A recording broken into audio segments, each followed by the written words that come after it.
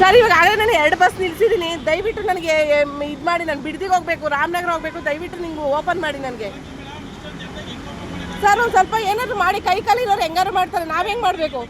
ಇವಾಗ ಫೆಸಿಲಿಟಿ ಇದೆ ಸರ್ ಅಲ್ವಾ, ಫೆಸಿಲಿಟಿ ಇದ್ಮೇಲೆ ಹೆಲ್ಪ್ ಮಾಡ್ಬೇಕು ನೀವು. ಸರ್ ನಾನು ಆಲ್ರೆಡಿ 3-4 ಗಾಡಿಗೆ ಅಡ್ಡ ಹಾಕಿದ್ದೀನಿ, ಓಪನ್ ಆಗ್ತಿಲ್ಲ ಅಂತ ಸುಳ್ಳು ಹೇಳ್ತಾ ಇದ್ದಾರೆ. ಯಾಕೆ ಹೇಳ್ಬೇಕು ಸುಳ್ಳು? ನಾನೇನಿಲ್ಲ, ಇವಾಗ ನನಗೆ ಓಡಾಡಕ್ ಆಗ್ತಾ ಇಲ್ಲ, ನೀವು ಓಪನ್ ಮಾಡ್ತೀರಾ ಇಲ್ವಾ ಡೋರ್, ಅದನ್ನ ಹೇಳಿ ನನಗೆ. 3 ಅಡ್ಡ ಹಾಕಿದ್ದೀನಿ, 3 ಬಸ್ ಅಡ್ಡ ಹಾಕಿದ್ದೀನಿ ನಾನು.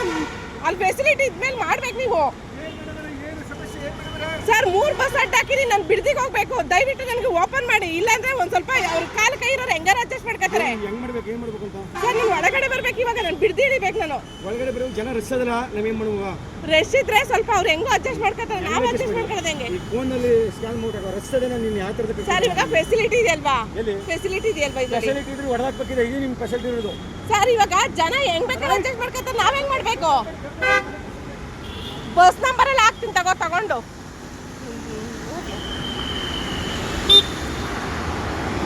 ನನ್ನ ಮಕ್ಕಳು ಯಾವನು ಹೆಲ್ಪಿಗೆ ಬರ್ತಾ ಇಲ್ಲ.